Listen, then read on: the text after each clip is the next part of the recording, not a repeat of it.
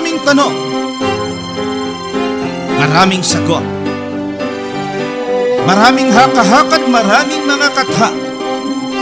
Nagsasalimbbayang mga paliwanag, gaya ng hangin ng aral na nagdadala sa tao sa magkabi-kabilang paniniwala. Ngunit, isa lamang ang dapat matanghal: ang sagot ng Biblia.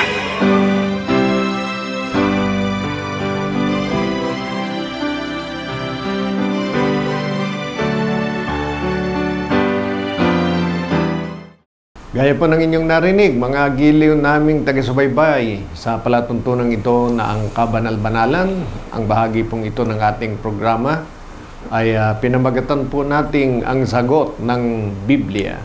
Welcome po muli mga mahal naming mga taga-subaybay, mga giliw naming mga tagapakinig. Sumasa inyo pong muli ang bahaging ito ng ating programa na pinamagatang ang sagot ng Biblia. Kami po ang inyong mga lingkod at kapatid na Gabriel, Brother George Quirino, at kasama po sa paglilingkod na ito ang isa po sa bishops o obispo sa kabanal-banalang iglesia at siyang angkor nitong ating palatuntunan, ang kapatid na Yushel, kapatid na Danilo Francisco. Para po sa inyong kaalaman, ibig din namin i-share sa inyo ang mga pagpo-program natin, mga program schedule. Ito po ating program schedule para po sa mga affiliated o kaugnay na mga programa nitong ating palatuntunan. Gaya nito, sa himpilang DWBL 1242 kHz sa inyong mga talapihitan, ang ating pong schedule naman ay for the following Blessed Day. Yan pong ating isang pagpo-programa din na ginaganap Mondays to Fridays at 7:30 to 8 in the morning. At sa ating social media platforms, 6 to 6:30 naman ng umaga. Samantala, itong segment na ito ay inyong masusubaybayan every Sunday, ang sagot ng Biblia, 4 to 5 in the afternoon. Sunday, 7 to 7:30 in the evening, likhawit o mga awitin po ng iglesia. Sunday po yan din, immediately after the climb, 7:30 to 8. Ang kabanal-banalan, Mondays, Wednesdays, and Fridays, 7 to 7:30. Full life, Tuesdays and Fridays, 7 to 7:30 din ng gabi. Samantala, ito nga ho ating kasalukuyang inyong nasusubaybayan, ang sagot ng Biblia, Saturdays, 7 to 8 in the evening.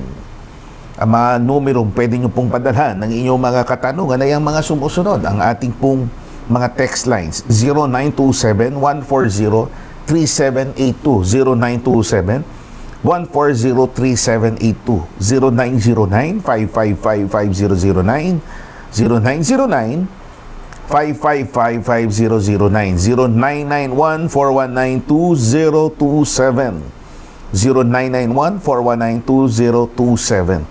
Ang ating website ay Most Holy Church, one word po yan, mostholychurch.com. At na-mention ko po kanina yung pong ating social media platforms. Ito naman po yun, yung mga sumusunod. MHC Media at ang Kabanal-Banalan, yan po yung ating Meta o Facebook accounts.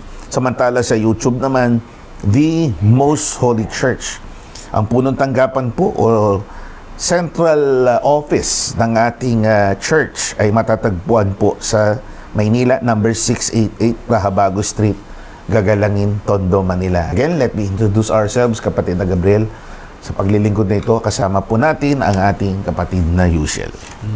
Salamat po, kapatid na Gabriel. Opo. At salamat po sa inyong lahat na mga sumusubaybay sa amin dahil patuloy pong ibinibigay niyo sa amin ng pagkakataong mapaglingkuran kayo.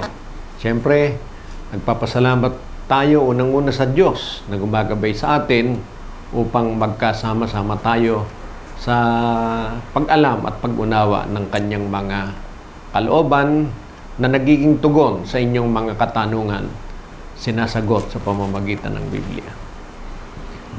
So, agad na tayong magtungo sa mga nakalap at naihanda pong mga katanungan for today. Una po, kapatid na Yushel at mga mahal naming mga taga-subaybay, lahat po ba ng nangangharal sa pangalan ni Jesus ay kanyang kinikilala?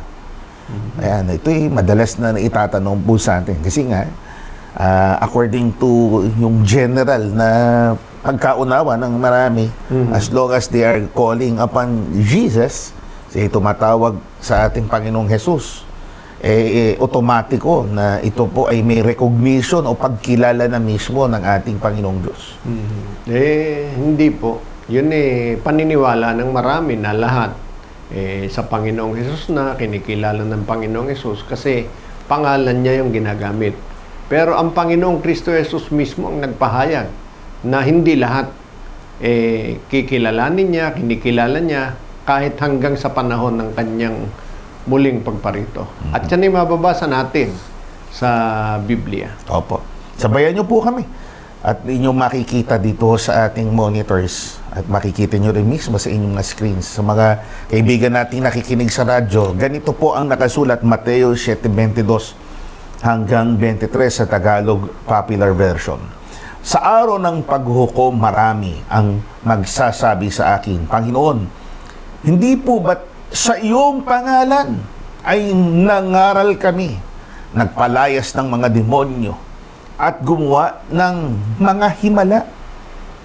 Ngunit sasabihin ko sa kanila, hindi ko kayo kilala.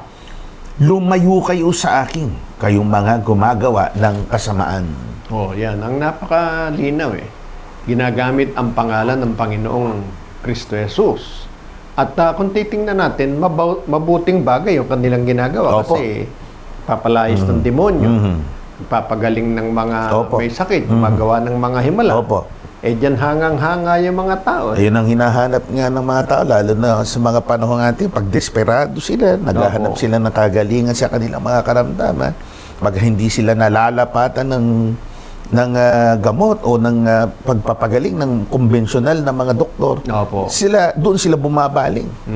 Yung iba nga kahit na nilalatigo yung pasyente, basta gumamit ng pangalan ni Jesus, Opo. payag sila Opo, as long as nga may pagtawag daw sa pangalan ni Jesus. Pero nung sabi ng ating Panginoon, sila niya gumagawa ng kasamaan. Opo. Dahil sa hindi naman talaga sa kanila ipinagkatiwala yung gawaing pangangaral at paggamit ng pangalan ng Panginoon. Kaya hindi po lahat ng mangangaral kahit pag gumagamit ng pangalan ng Panginoon kinikilala ng Panginoon ayon sa kanyang pahayag. Kasi po sa katotohanan, kahit kaaway ng Diyos, ginagamit ang pangalan ng Diyos.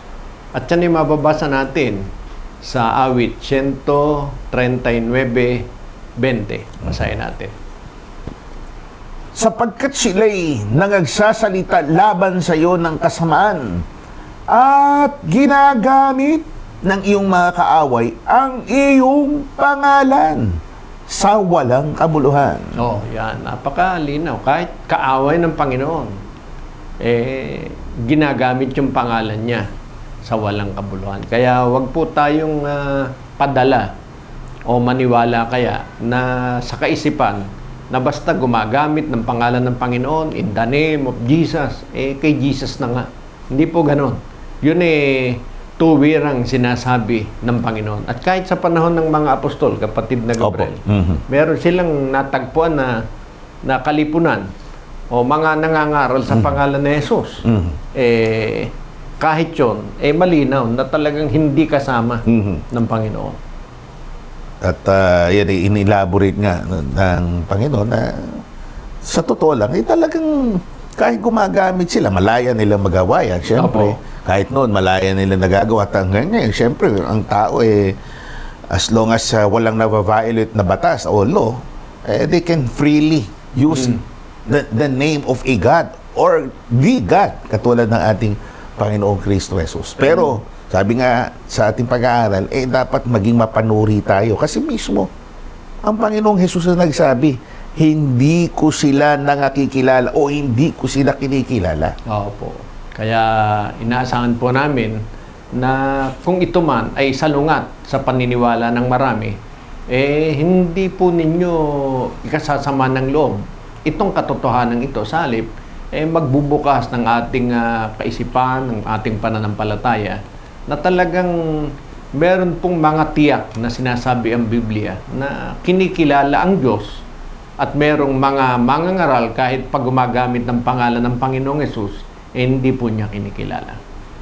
Kaya nawa po matulungan namin kayo sa mga bagay na yan. Ang sagot ng Biblia.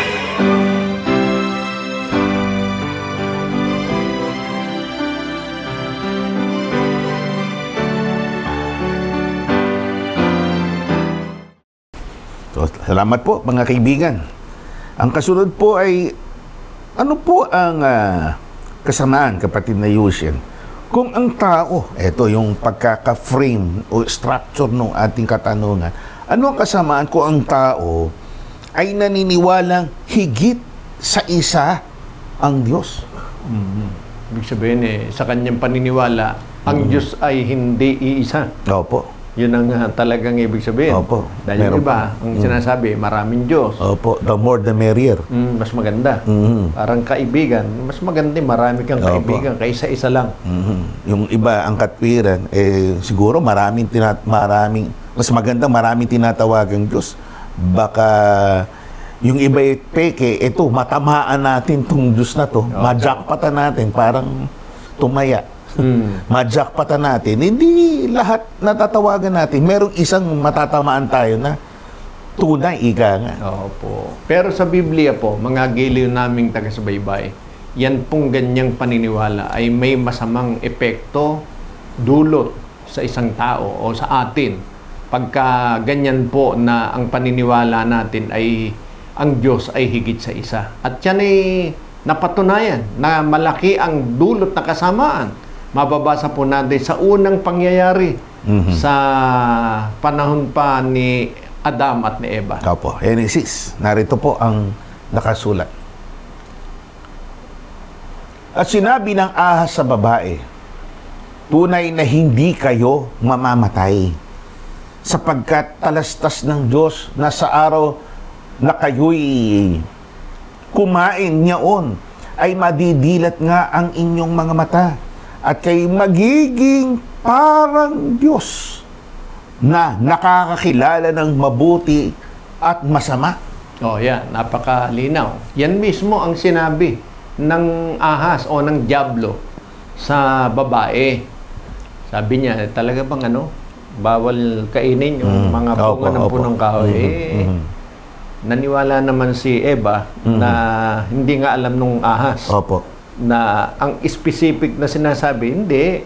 Ang bawal lang yung bunga ng punong kahoy ng pagkakilala. Kaya nagkaroon ng chance.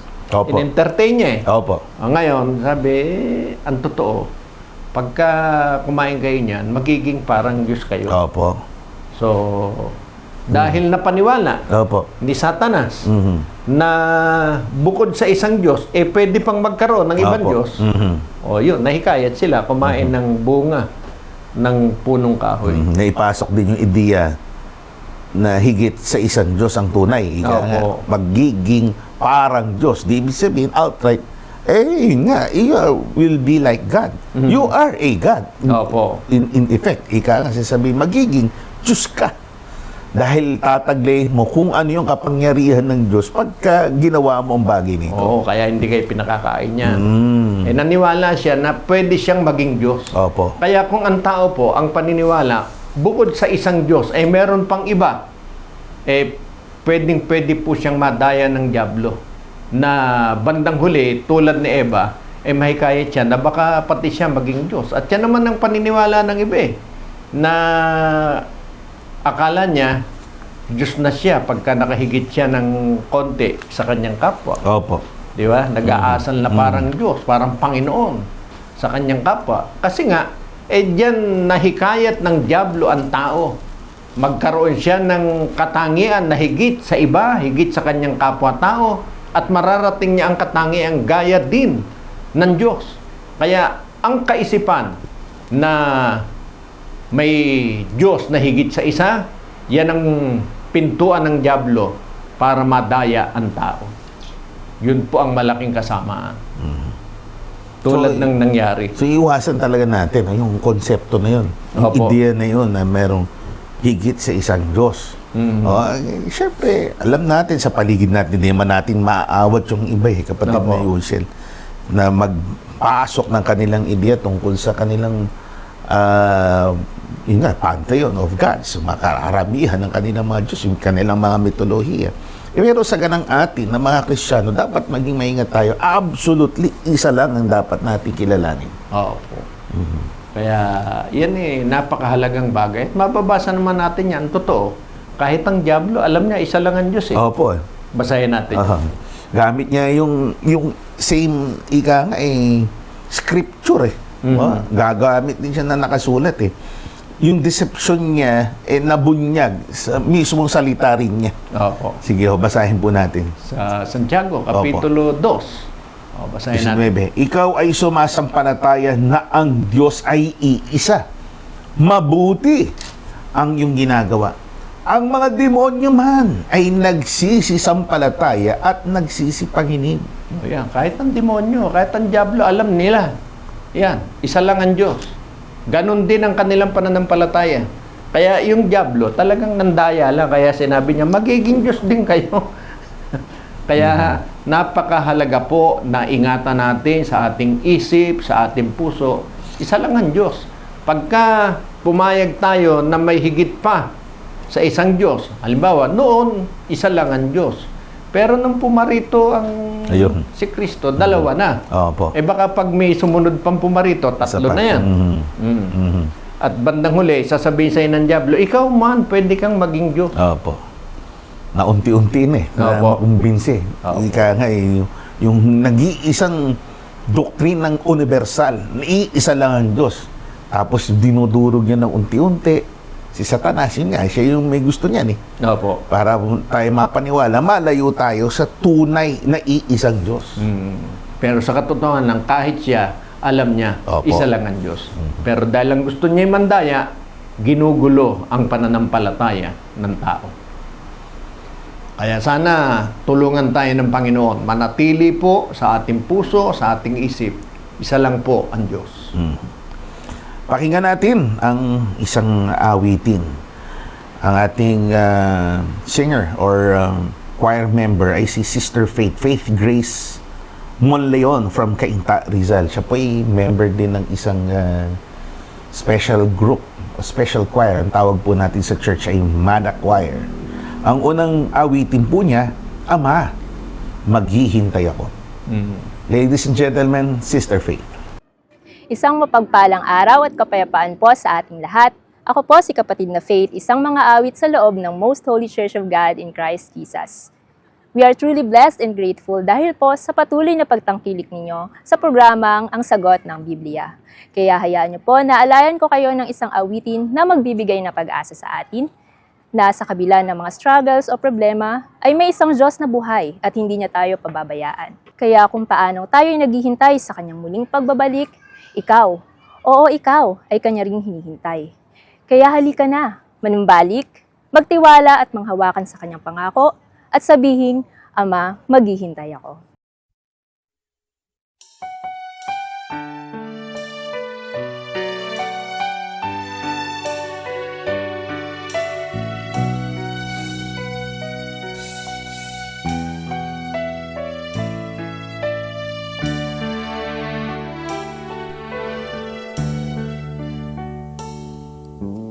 Pinapangarap na lubos na ikaw ay makasama sa iyong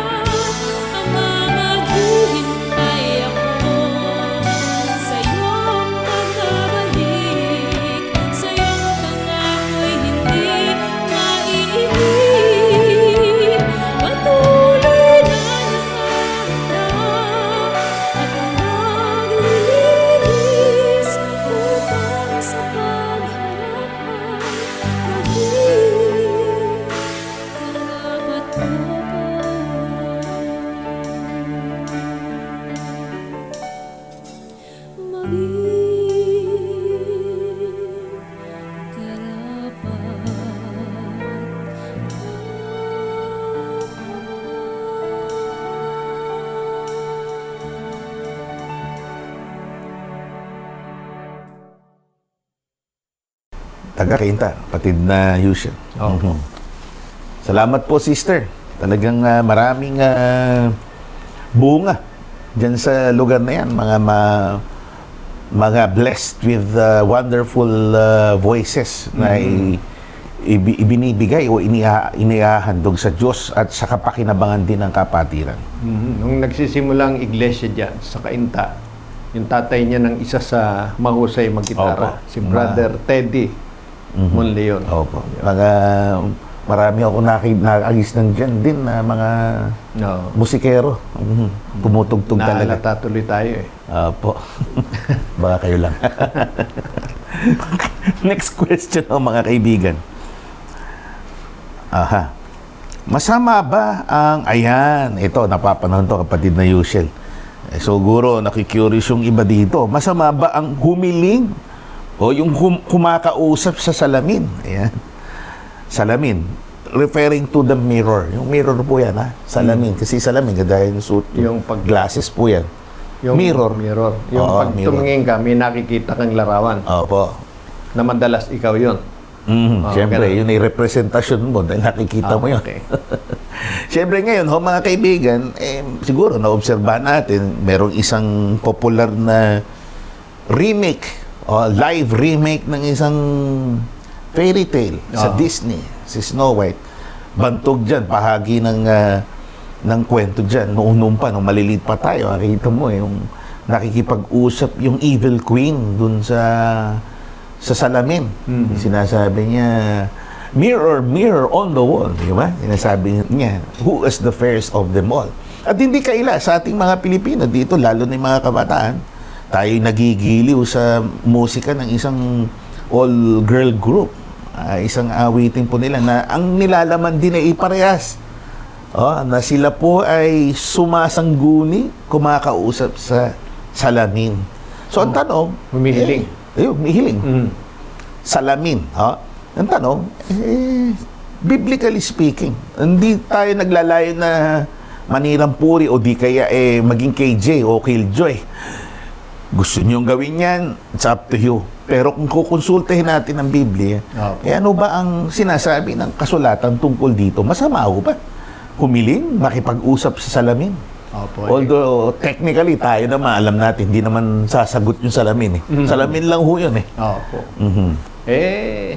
Mahahanay po yun sa ibinabawal ng Diyos. At basahin po natin para po sa tugon sa katanungan ng ating mga taga-subaybay. Sa Deuteronomio, pakinggan po natin mga kaibigan, 18, 10 hanggang 12. Huwag makakasumpong sa iyo ng sino mang nagpaparaan sa apoy ng kanyang anak na lalaki o babae o nanguhula o nagmamasid ng mga pamahiin o engkantador o manggagaway o engkantador ng mga ahas o nakikipagsanggunian sa masamang espiritu o mahiko o sumasangguni sa mga patay. Tuloy natin hanggang 12. Sapagkat sino mang gumawa ng mga bagay na ito ay karumal-dumal sa Panginoon. At dahil sa mga karumal-dumal na ito ay pinalalaya sila ng Panginoon mong Diyos sa harap mo. Yan. Napakalinaw. Yan po ang kahanay ng sumasangguni o humihiling sa salamin. Unang-una, hindi naman talaga makatutugon yun sa ating kahilingan. Kaya wala pong iniwan yan doon sa sumasangguni, sa mga patay, sa mga masamang espiritu. Yan ay ibinabawal po ng ating Panginoon. Opo, dahil nga sa paniniwala na siyempre, yun ay inanimate object. Ibig sabihin, hindi naman, wala namang buhay yung salamin. Opo. So, most likely, yung sasagot dyan, espiritu. O, nauuuri ng Biblia na masamang espiritu. Opo. Katulad din po yan ng kasanayan ng iba na sila ay tumitingin sa bolang kristal. Yan po ay tumitingin ng parang may mga refleksyon dun sa kristal. Tapos yung tumitingin, may mahabang buhok. Opo. Nakakatakot yung tawa. Kaya nga, gaya ng pagsangguni sa patay. Opo. Ito, mga kaibigan, nakalungkot po sabihin na ganun nga. Hindi po ito sinasang-ayunan ng Biblia. Now, for the purposes of entertainment, sige, huwag kayo maniniwala na meron ngang ganyan. Huwag nating seryosohin, ika nga, na maniwala tayo, may ganyan pala, magpapa-impluwensya tayo, na tayo makikipag-usap na rin sa salamin kung may kailangan tayong tanungin. Opo. Halimbawa, may kompetensya ka sa itsura sa inyong eskwelahan o sa inyong kumpanya. Haharap ka ngayon sa salamin, tatanungin yung si salamin, sino ang maganda, siya ba o ako? Parang ganun. Di ba? Yun ang karaniwan siniseryoso. Na kung saan, yan po, nahuhulog tayo doon sa daya Diretso na natin, nadadaya tayo na sa mga simpleng sitwasyon na ganyan na parang harmless, may epekto yan sa ating kaluluwa. Opo. So yung mga nag-iidolo din doon sa girl group, we can still idolize them. Huwag lang hoon seryosohin. Ika nga, sabihin natin, yung parte na yung po binabawal sa Biblia. Opo. At baka bandang huli, tayo man hindi na umaawit lang, kundi yun na ang ating paniniwala. Opo. At baka hindi lang tayo sa salamin sumangguni, Opo. pati sa mga katulad na sinasabi ng Biblia. Which is very harmful nga sa ating kaluluwa. Opo.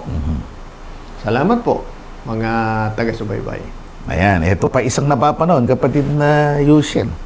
Ano po ang maipapayo nyo sa mga magagalitin? Ayan. Kapatid na Yusien, tama yung tanong Sa mga panahon ito na sumabay po sa init ng panahon. Opo. Ika nga, ngayong nag-onset na ho yung summer sa atin sa Pilipinas. Na kung saan, ang tao daw ngayon mainitin na rin ang ulo. So sa mga mainit nandito, ang panahon. daw, although may kaugnayan din ho yun. Opo. Pero higit pa dun sa temperaturang nararamdaman, mga kaibigan, meron hong pinamina, ika nga, na natatanim sa puso ng tao yung pagkamuhi, pagkagalit, na nagre-resulta sa pag-aaway, sa karahasan o violence. Dito sa Pilipinas, alam natin, kamakailan, meron hong nag-viral na video na nag-aaway ng mga motorista na uwi sa barilan. Pagkatapos ng araw na yun, may mga kasunod pang mga araw. Actually, before pa ng insidente yun, talagang nakakikita na po tayo ng violence. Ang tawag nga ho road rage, mga kaibigan. At bukod po dyan, syempre, alam natin ang kondisyong politikal dito sa Pilipinas na kung saan talagang hindi yata lumilipas ang araw na walang galit na naisisigaw ang ilang mga mamamayan dito ho sa Pilipinas. Puro ho galit. So ano, may papayo kaya ng Biblia, kapatid na Yusien? Basahin natin. Ang una, yung ganyang sitwasyon, bakit maraming ganyan ngayon, at kung ano ang payo, mababasa rin natin sa Biblia. Opo, nandito rin ho yan. Sa pangungusap po ni Apostol Pablo kay Timoteo, pangalawang Timoteo 3:1, nandun po yung sagot sa bandang huli. Uno, dapat alamin mo ito, na sa mga huling araw ay darating ang mga panahong mapanganib, sapagkat ang mga tao'y magiging maibigin sa kanilang sarili, maibigin sa salapi, mayayabang, mga mapagmalaki, mapagtungayaw, masuwayin sa mga magulang, mga walang tuwing, mga walang kabanalan, walang katutubong pag-ibig, mga walang paglulubag, mga palabing tangin, mga walang pagpipigil sa sarili, mga mabangis, hindi mga maibigin sa mabuti. Mga lilo, mga matitigas ang ulo, mga palalo, mga maibigin sa kalayuan kaysa maibigin sa Diyos. Ito po muna natin, kapatid na Yusien. Ito ho nangyayari, kaibigan. Opo. May mabangis. Mabangis. Parang hayop ng mabangis. Opo. Na ang nananaig ngayon sa ilang mga tao, instead of ang pagiging human nila, ang nananaig sa kanila ay animal instinct na, puro galit. Opo.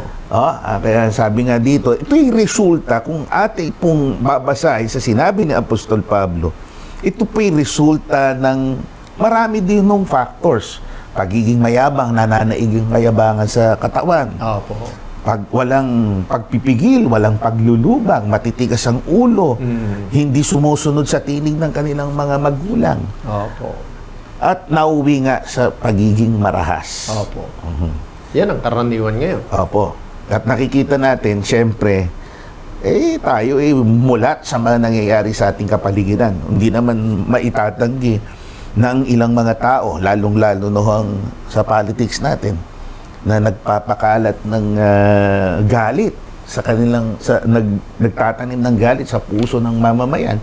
Ang kasamaan palad, kapatid na Yusel, meron din ho na mga organisasyong pang-relihiyon ang nasasangkot sa pagtatanim ng galit sa puso ng mga tao. At kahit sa mga napapanood ngayon sa telebisyon, sa sinihan, talaga namang wala nang maayos na pag-uusap, Opo. kundi laging mataas ang tono, mataas ang tensyon sa mga pag-uusap. Totoo po yan. Mula sa bata, nakakakita niyan, at yan ang talagang kinalalakihan. Kahit pa Tagalog movie, English movies, pare-pareho Opo. na yun din. Yung nilalagay ko kasing content doon, yung conflict yung gulo. Na marinig mo na lang, bigla na lang nagagalit, bigla na lang nakasigaw, nandun yung sumbatan. Yun yung araw-araw na napakikinggan, napapanood, nasasaksihan ng mga tao, mula bata hanggang matanda. Tuloy, ang resulta, isang lipunang magagalitin. At yun sabi nila, art daw yun. Art, sining. Sining lang ng mga para bigyang buhay, yung mga Yan. pangyayari. Totoo po yan. Opo. Bukod sa masama na yung nangyari, kailangan pambigyang buhay. Opo. Kaya pagka isinepelikula, mas masama pa. Opo. Yung ginagawa. Dahil merong artistic freedom, ika nga ng aplikasyon, ine-eksahera ng kaunti para nga ho sa artistic considerations, para ho sa mas magandang mapanood, ika nga. Kaya yung sinabi ng Biblia, kitang-kita natin ang kaganapan, at ang pinagmulan po niyan, gawa rin ng mga tao Opo. sa mundong ito. Opo. Magkagayon man, ano ang advice ng apostol na si San Pablo mula sa banal na kasulatan? Tuloy natin. Sa 5, na may anyo ng kabanalan, datapat tinatanggihan ng kapangyarihan ito. Lumayo ka rin naman sa mga ito. Ang haba ng paliwanag ni Apostol Pablo. Ang sagot lang niya, lumayo ka sa mga ito. So, paglayo, ibig sabihin, dumistansya ka. Opo. Ganun ho pala ang payo ni Apostol Pablo. Literally, siya ay isang apostol na ang kanyang ministeryo sa buhay ay ang patuloy na pakikipag-usap sa tao, nakikipagkapwa-tao. Ngayon, nagsasabi siya, lumayo. So, there's something, is there something wrong about this statement ni Pablo? May mali ho ba dito, kapatid na Pablo tuloy? Kapatid na Yusel. Minsan sinabi niya, hindi ang ibig sabihin niyan, umalis tayo sa mundo. Yun. Kasi hindi po pwede yun. Saan tayo pupunta? Kahit saan ka pumunta sa mundong ito, merong ganyan. Opo. Di ba? Ang talagang kahulugan niyan, ipinaliwanag din niya sa Roma, Kapitulo 12, versikulo 2. Yeah. At huwag kayong magsiayon sa sanglibutan ito, kundi mag-iba kayo sa pamamagitan ng pagbabago ng inyong pag-iisip upang mapatunayan ninyo kung alin ang mabuti at kaaya-aya at lubos na kalooban ng Diyos. Yan. Napakalinaw. Yung sinasabi niyang lumayo ka sa mga ito, hindi ibig sabihin aalis ka sa mundo, kundi mag-iba tayo ng ating takbo ng isip. Kung yan ang takbo ng isip ng sanlibutan, pag may gumawa sa'yo ng masama, mas masama igaganti mo. Opo. Pagka tiningnan ka, mumurahin mo na. Di ba? Pagka ikay sinuntok, babarilin na. O yun. Kung ganun ang sanlibutan, sabi ni Apostol Pablo, mag-iba tayo. Huwag tayong maging gayon. Patunayan natin kung sa tingin natin yung ganon, pagiging magagalitin masama, di wag tayong maging magagalitin. Kung ano yung mabuti at tayo yung nakakaunawa kung ano kalooban ng Diyos, yun ang ating gawin. Opo. Minsan, ang dali yung sabihin ng mga, may nababasa ho ako sa motoring community. Halimbawa, para makaiwas sa road rage, be cool. Ay, syempre, madaling sabihin ang be cool. Pagka nandiyan ka na sa kalsada, maraming triggers sa kalsada eh. Kahit sabihin mo, desidido kang maging cool. Nananahimik kang nagmamaneo, bigla na lang may susulpot sa gilid mo na hindi mo kalaing nandyan siya, biglang may sumingit. Opo. Natitrigger ka, nagagalit kang talaga. So mga kaibigan, ano sabi ni Apostol Pablo? Iproseso natin, mga kaibigan, huwag manaig yung ego. Kasi when ego is at play, yung bang, lalo na tayo mga lalaki, meron tayong ganyan yung nalalaki ka di ba? Kung itinatabi natin yung ating egos, na nagkamali yung isang kapwa mo motorista, hindi naman siguro sinasadya, huwag mo akalain na pinepersonal ka o nakakalalaki. Opo. Yun ho ng pagpoproseso ho dyan. Huwag panaigan na tayo po mas higit kaysa dun sa isang motorista. O di kaya sasabihin mo, mas mahal yung sasakyan ko kaysa sa'yo. Wala kang karapatan na singit-singitan ako. Ganyan ho na-observe ko personally. Ganyan Opo. din yung iba. Na parang mong, dahil mas mahal yung sasakyan niya, mas may karapatan siya sa batas o sa lansangan. Which should not be the case. Yan ho yung pinagmumulan. Isa, o marami ho factors. Isa ho sa pinagmumulan ng paggagalit sa road.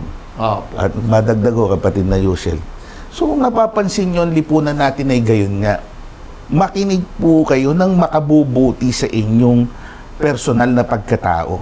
Hindi yung makadadagdag ng galit. Opo. Kung napapakinggan nyo yung madalas na nagtatanim ng galit na vlogger, o di kaya yung iba pag-relihiyon nga, pero kung makapag-atake, makapag-insulto ng kapwa-tao, di ba, nagmumura sa himpapawid, yun ang papakinggan natin. Natatanan din tayo ng galit, hindi natin namamalayan. Opo. At nagmamanifest yan sa ilang pagkakataon, bigla ka na lang nagagalit, wala ka nang nagiging pagpipigil. Oo.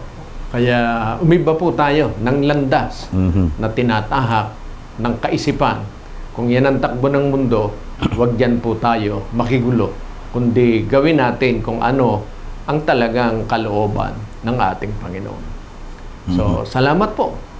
Nabanggit niya yung pagmumura, kapatid na Opo. Gabriel. Ayun ang kasunod Dyan. Sige. Yung nakasunod. Ito yung hindi masyado natatanong, pero natatanong din, kapatid na Yushel. Yung tungkol sa pagmumura sa ating wika ay pagtutungayaw. Bawal ba sa Biblia ang pagmumura? Sa wika English, yung cursing or swearing, ang tawag yun sa Western culture, sa Amerika, you swear o nagmumura, nagtutungayaw. Bawal po ba sa Biblia ang pagmumura? So, hindi yan yung tungkol sa bilihin na may mura, may mahal. Yung cheap or inexpensive mura. Mas maganda nga magmura ang bilihin. Pero yung pagmumura, cursing, insulting, using profanities, expletives, ang mga nagagamit nating mga salita. Yan po ba ay hindi sinasang-ayunan ng Biblia? Ay, bawal po talaga sa Biblia yon. Kahit na ano pa ang ikatwiran ng iba, basahin natin para po mas matiyak natin ang bagay. Ito po, sa Mateo 5 at 22 unang bahagi, dato pa sinasabi ko sa inyo, nang bawat mapuot sa kanyang kapatid ay mapapasapaghanib sa kahatulan. At ang sino mang magsabi sa kanyang kapatid, raka, nagamit ko yung termino kasi nasa Biblia, ay mapapasapaghanib sa Sanhedrin. At ang sino mang magsabi, gagamitin ko yung termino nakasulat sa Biblia, ulol ka, ay mapapasapaghanib sa impyerno ng apoy. No, yan. Yun yung mga isang paraan ng pagmura, paglait sa kapwa, yung salitang ulol ka. Labag po yan sa Biblia. Pag yan, sabi ng Panginoon, pag yan iniukol mo sa iyong kapwa, ang alam ko yung ulol, sa aso lang iniukol yun Yung nawala sa katinoan. Opo. Yung naglalaway, yung nawala nga sa katinoan. Opo. So, in other words, itong sinasabi dito sa San Mateo, yung talagang pagmumura, yung personal na pang-iinsulto kasi in quotation, sabihin natin yung salita yung ulol ka. It's really very personal. It's really very insulting. Raka. Ang Raka ay Aramaiko eh.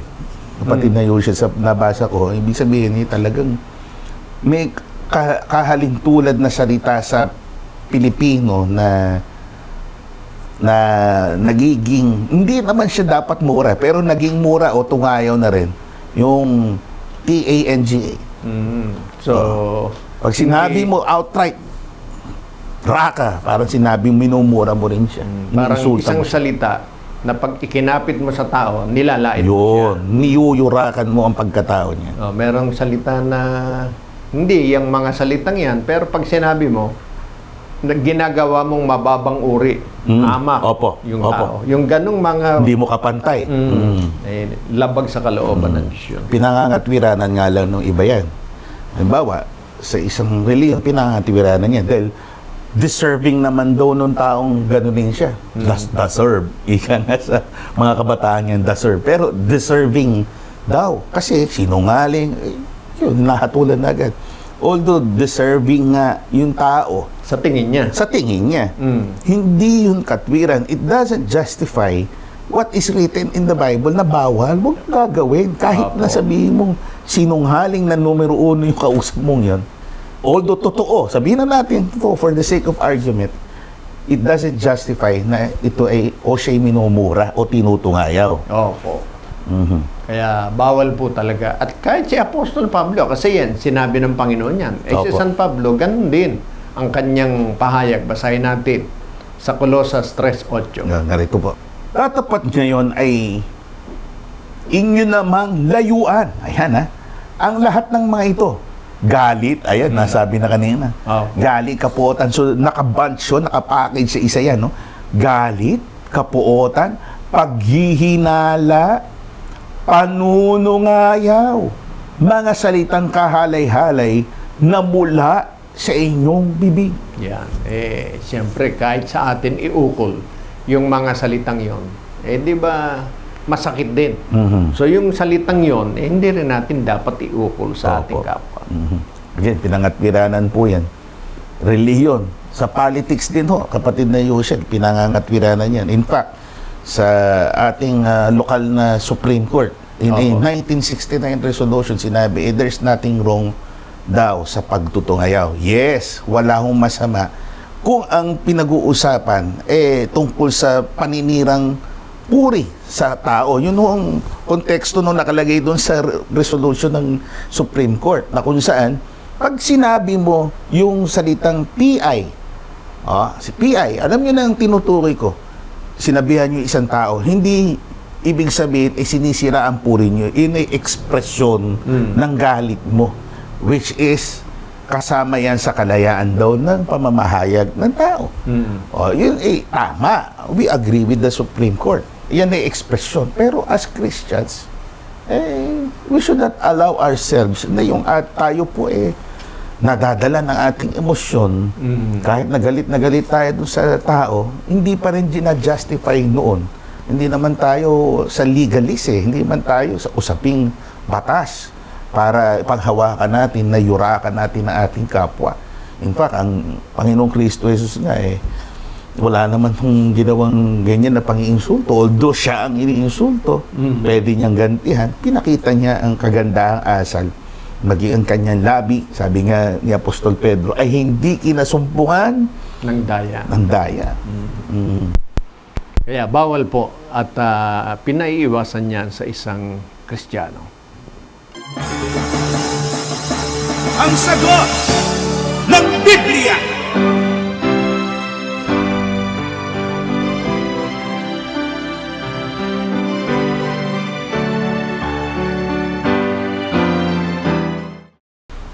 Ayon sa Biblia, sino ang mga tunay na bayani, kapatid na Yusuf? Ang tinutukoy natin yung mga bayaning nasa saad sa Biblia.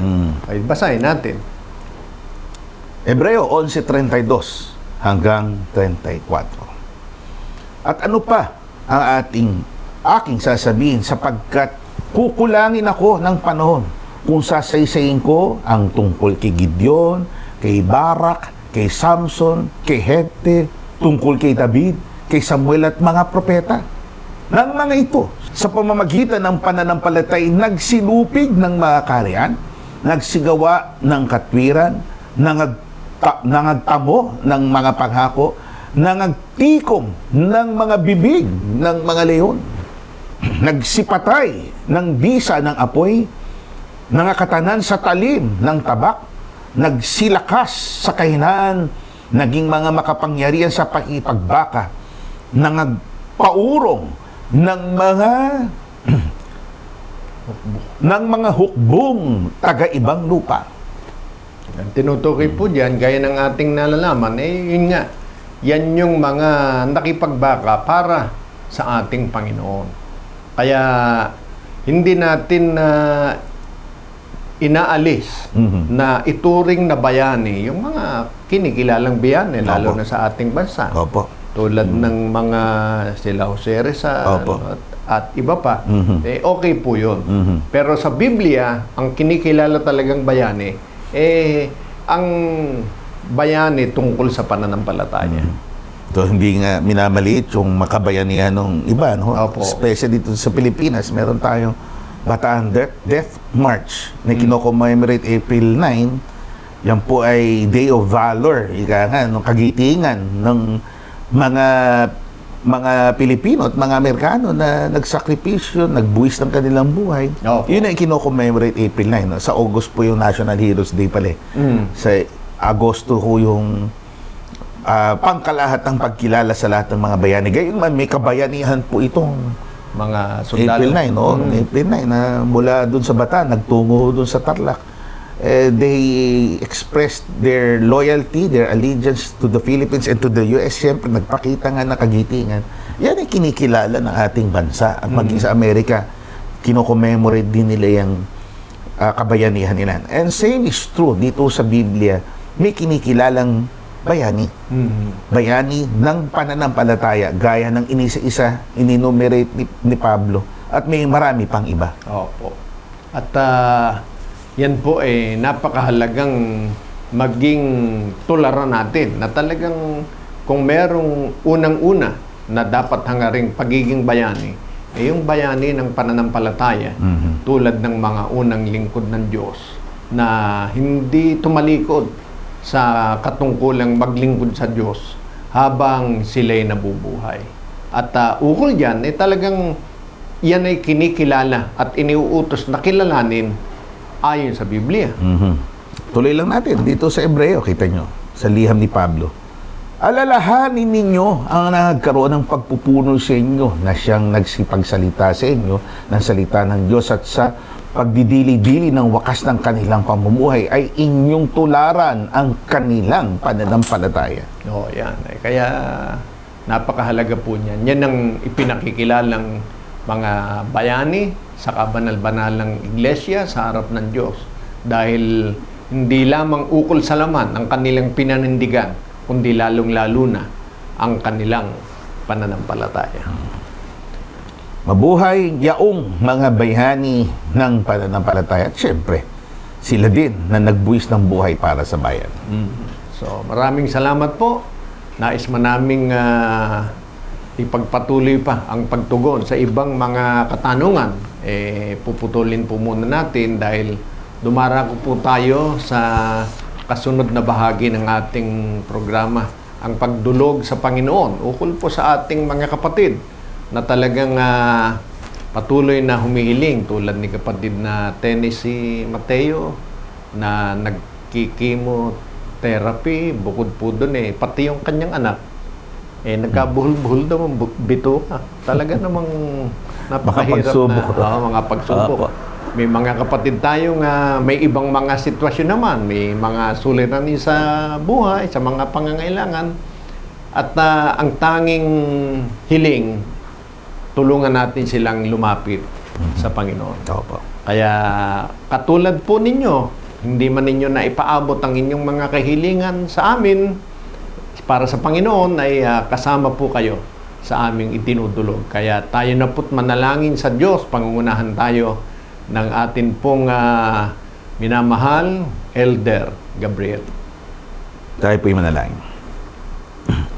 Aba, Panginoon, aming Diyos. Aming Diyos. Salamat po ng marami Opo.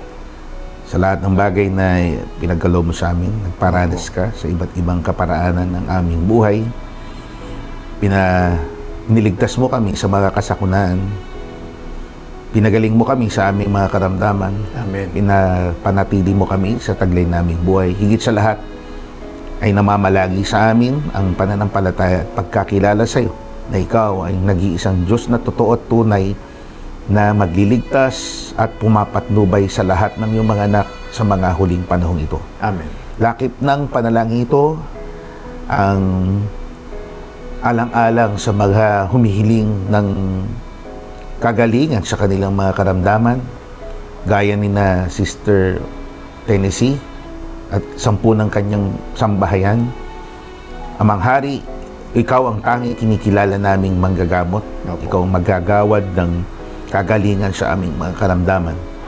Higit sa mga kaalaman at karunungan sa mga dalubhasa na iyong inilagay bilang kasangkapan, Amen. higit kaming sumasampalataya na ikaw ay mag-iingat sa aming mga kaluluwa sa mga panahong ito na kami ay nangangailangan sa iyo.